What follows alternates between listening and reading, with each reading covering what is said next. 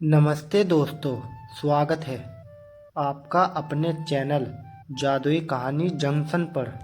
मैं हूं आपका दोस्त दीपक। दोस्तों, हम सब अपनी ज़िंदगी में मेहनत तो बहुत करते हैं, लेकिन कभी कभी लगता है कि किस्मत साथ नहीं दे रही है। आज की कहानी भी एक ऐसे ही ईमानदार किसान की है जिसकी किस्मत एक शाम अचानक बदल गई। तो चलिए सुनते हैं जादुई हल और लालच का परिणाम। गुजरात के एक छोटे से गांव में धनीराम नाम का एक गरीब लेकिन बहुत ही सीधा और ईमानदार किसान रहता था। धनीराम के पास कम जमीन थी, लेकिन उसके सपने बहुत बड़े थे। वह चाहता था कि उसका बेटा पढ़ लिख कर एक बड़ा आदमी बने। धनीराम दिन भर कड़ी धूप में अपने पुरानी लकड़ी के हल से मेहनत करता था। जमीन इतनी सूखी थी, दिन रात पसीना बहाने के बाद भी मुश्किलों से 2 वक्त की रोटी नसीब होती थी। क्योंकि जमीन बंजर और सूखी होने के कारण फसल इतनी कम होती थी कि घर का खर्चा चलाना भी एक बड़ी समस्या बन गई थी। एक शाम जब सूरज ढल रहा था, धनीराम खेत के एक कोने में काम कर रहा था।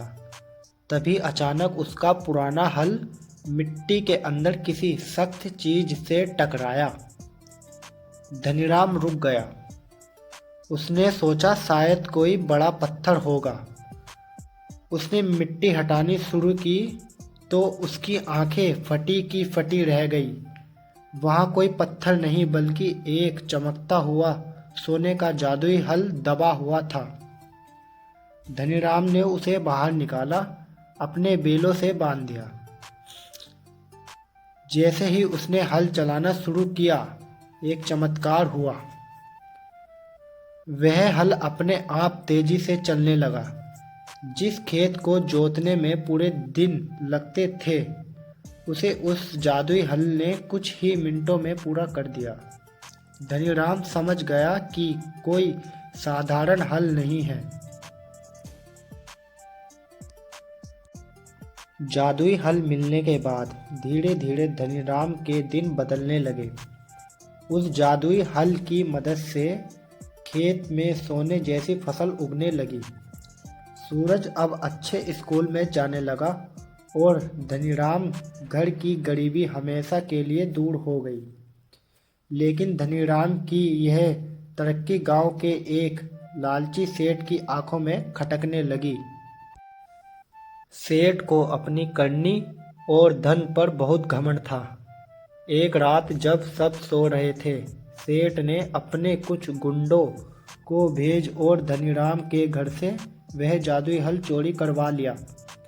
सेठ बहुत खुश था। उसने सोचा कि अब वह इस हल से पूरी दुनिया का सबसे अमीर आदमी बन जाएगा। अगली सुबह सेठ बड़े गर्व के साथ हल लेकर अपने खेत में पहुंचा। उसने सोचा कि अब उसे मेहनत करने की ज़रूरत नहीं होगी। जैसे ही उसने हल चलाना शुरू किया, हल की गति बढ़ गई कि वह उसे संभाल नहीं पाया। हल उसे पूरे खेत में घसीटने लगा। तभी एक चमत्कार हुआ। वह सोने का हल अचानक पत्थरों में बदल गया और सेठ फसल भी पत्थर बन गई। अंत में उसका घमंड चूर चूर हो गया। तो दोस्तों, हमें इस कहानी से यह शिक्षा मिलती है। सेठ को अपनी गलती का एहसास हुआ और वह धनीराम के पास जाकर माफ़ी मांगने लगा। सच ही कहा है दोस्तों, लालच का परिणाम हमेशा बुरा होता है और जो दूसरों का भला करता है उसके साथ हमेशा अच्छा ही होता है। तो दोस्तों, आपको ये कहानी कैसी लगी?